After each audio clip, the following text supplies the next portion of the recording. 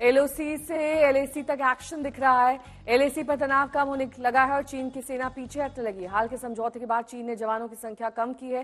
तनाव के दिनों में खड़े किए गए सैन्य तंबू धीरे धीरे हटा दिए जा रहे हैं। पहली बार कूटनीतिक पहल का असर दिखाई दे रहा है।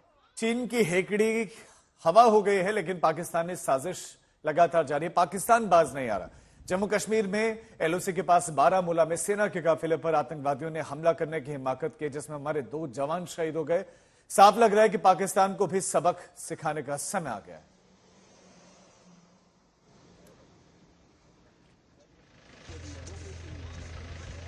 और इस बीच बड़ी खबर आपको बता दें, ब्रिक्स सम्मेलन में प्रधानमंत्री की कूटनीतिक पहल का असर दिखने लगा है। भारत और चीन के बीच में समझौते के मद्देनजर पूर्वी लद्दाख में हालात बेहतर दिख रहे हैं। दोनों देशों की सेनाएं अब पीछे हटने लगी। बुधवार को डैम चौक में दोनों ही तरफ से 5-5 टेंट हटाए गए। गुरुवार को भी कुछ अस्थायी निर्माण कार्य वहां तोड़े गए। डैम चौक में भारतीय सैनिक चार्डिंग नाले के पश्चिम की तरफ से पीछे की ओर जा रहे हैं और चीनी सैनिक नाले की ठीक दूसरी तरफ यानी कि पूर्व की तरफ वापस जा रहे हैं। और दोनों ही तरफ से लगभग 10 से 12 टेम्पररी स्ट्रक्चर्स वहां बने हैं। दोनों ही तरफ से लगभग 12-12 टेंट लगे हैं जो अभी हटने हैं।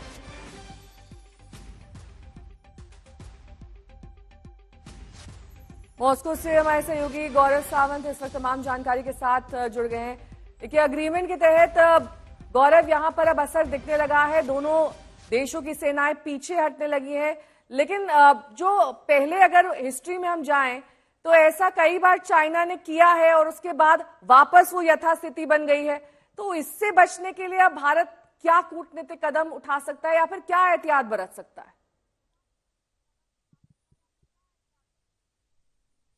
ये बहुत ही महत्वपूर्ण प्रश्न आपने पूछा है नेहा, और यही प्रश्न जब मैंने विदेश सचिव विक्रम मिस्री से पूछा तो उन्होंने कहा इसके लिए नए कारगर कदम उठाने की आवश्यकता है और इसके लिए भारत के विदेश मंत्री डॉक्टर एस जयशंकर और चीन के विदेश मंत्री वांग यी और भारत के राष्ट्रीय सुरक्षा सलाहकार जो स्पेशल रिप्रेजेंटेटिव है बाउंड्री टॉक्स पर अजीत डोवाल, वो चाइना के स्पेशल रिप्रेजेंटेटिव के साथ मिलकर नए कॉन्फिडेंस बिल्डिंग मेजर्स पर बात करेंगे। लेकिन उससे पहले जो आज कदम उठाया जा रहा है ये बेहद महत्वपूर्ण पहला कदम है, क्योंकि अगर आप डेमचौक की बात करें दक्षिण में, जिसका आपने और राजीव ने जिक्र किया कि किस तरह से कुछ टेंट हटा लिए गए हैं, कुछ अस्थाई डिफेंसेस जो बनाए थे दोनों तरफ से उनको तोड़ा जा रहा है। और अगर आप डेप्सांग की बात करें पूर्वी लद्दाख के उत्तर में, वहां पर चीन ने टेंट तो नहीं बनाए थे लेकिन 2 गाड़ियों के बीच में टारपुलिन लगाकर, कैमोफ्लेज टारपुलिन लगाकर उनके सैनिक बैठे थे। उनमें से कुछ गाड़ियां अब कम की जा रही हैं। उसी तरह भारत भी अपनी कुछ टेंट्स को पीछे कर रहा है। तो ये विश्वास बढ़ाने का पहला कदम है, लेकिन ये केवल पहला कदम है। इसके बाद पूरी तरह से चीन की सेना पीछे हटेगी, भारत की सेना पीछे हटेगी, उसको वेरीफाई किया जाएगा, ये दूसरा कदम होगा। और फिर पेट्रोलिंग शुरू होगी भारत की तरफ से। डेप्सांग में पेट्रोल पॉइंट 10, 11, 11A, 12, 12A और 13, उन सब पेट्रोल पॉइंट्स पर जहां हम अप्रैल मई 2020 से पहले जाया करते थे, हम वहां तक जाएंगे। और चीन अपने क्लेम लाइन तक बुर्ज से, जो वहां पर एक बहुत छोटी सी जगह है, उसके 1 किलोमीटर पहले तक आता था, वो वहां तक आएगा। लेकिन एक दूसरे से फिर क्लैशेस ना हो जाए, इसके लिए कुछ कदम उठाए जाएंगे। जैसे हो सकता है 1 हफ्ते वो आए, 1 हफ्ते हम जाए और एक दूसरे को पूरी तरह से सूचित करें। और कितनी संख्या में जवान जाएंगे ये भी पहले ही निर्धारित किया जाएगा, ताकि तनाव एकाएक बढ़ ना जाए या पेंगोंग त्सो और गलवान में जो हुआ ऐसा दोबारा ना हो। राजीव और नेहा। गौरव, आप हमारे साथ बने रहे, लौटते हम आपके पास में। ब्रिक्स सम्मेलन में 5 साल के बाद भारत और चीन के बीच में द्विपक्षीय बातचीत हुई थी। प्रधानमंत्री नरेंद्र मोदी ने इस बात पर जोर दिया था कि सीमा पर सुरक्षा, शांति, आपसी भरोसा और सम्मान दोनों ही देशों के रिश्तों के लिए जरूरी है। हमारा मानना है कि भारत और चीन के संबंधों का महत्व केवल हमारे लोगों के लिए ही नहीं, लेकिन वैश्विक शांति, स्थिरता और प्रगति के लिए भी हमारे संबंध बहुत अहम है। एक्सेलेंसी, सीमा पार पिछले 4 वर्षों में उत्पन्न हुए मुद्दों पर बनी सहमति का हम स्वागत करते हैं। सीमा पर शांति और स्थिरता बनाए रखना हमारी प्राथमिकता रहनी चाहिए।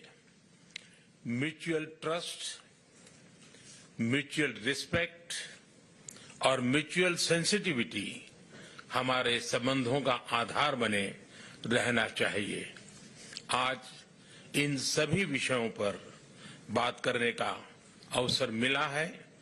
मुझे विश्वास है कि हम खुले मन से बातचीत करेंगे और हमारी चर्चा कंस्ट्रक्टिव होगी। वहीं कार्यक्रम के दौरान रक्षा मंत्री राजनाथ सिंह ने कहा है कि पुख्ता संदेश उन्हें दिए कि दोनों देश तनाव घटाने पर सहमत हो गए हैं। जल्द ही इसका असर दिखने लगेगा। India and China have been involved in talks both at diplomatic and military levels to resolve their differences in certain areas along the LAC. Pursuant to the talks, broad consensus has been achieved to restore ground situation based on the principles of equal and mutual security. The consensus achieved includes patrolling and grazing to traditional areas.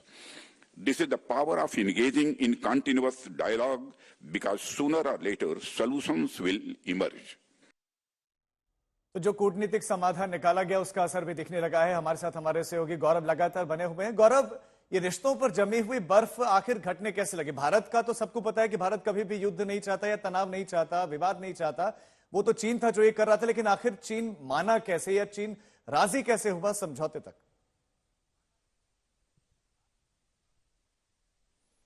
5 साल निरंतर भारत और चीन की सेनाएं आमने सामने रहीं और चीन ने यह देखा कि आर्थिक तौर पर उसे भी नुकसान हो रहा है, भारत को भी, सामरिक तौर पर भी दोनों देशों को लाभ नहीं हो रहा है। और भारत ने एक चीज हर स्तर पर साफ कर दी थी राजीव, कि जब तक सीमा पर शांति और स्थिरता नहीं होगी, व्यापार और वाणिज्य हर क्षेत्र में भारत और चीन के संबंध सुधर नहीं सकते। दुनिया भर की कई कंपनियां चीन से निकल रही हैं और भारत में निवेश कर रही हैं। भारत ने माइक्रोचिप तक बनाने की कोशिश तेज कर दी है। तो आने वाले 4-5 वर्षों में जो भारत और चीन के संबंध हैं, अगर सीमाओं पर इसी तरह तनाव रहता तो और बिगड़ते और इससे चीन को भी आर्थिक नुकसान होता। फिर हिंद प्रशांत महासागर में भारत क्वाड का एक बहुत महत्वपूर्ण सदस्य है और वहां भारत पश्चिमी देशों के साथ उसकी मित्रता इतनी ज्यादा बढ़ रही है, ये चीन और रूस दोनों को ही बात ठीक नहीं लग रही थी। और इसीलिए प्रयास यही हुआ कि एक बार फिर शांति और स्थिरता की कोशिश की जाए। लेकिन भारत ने साफ कर दिया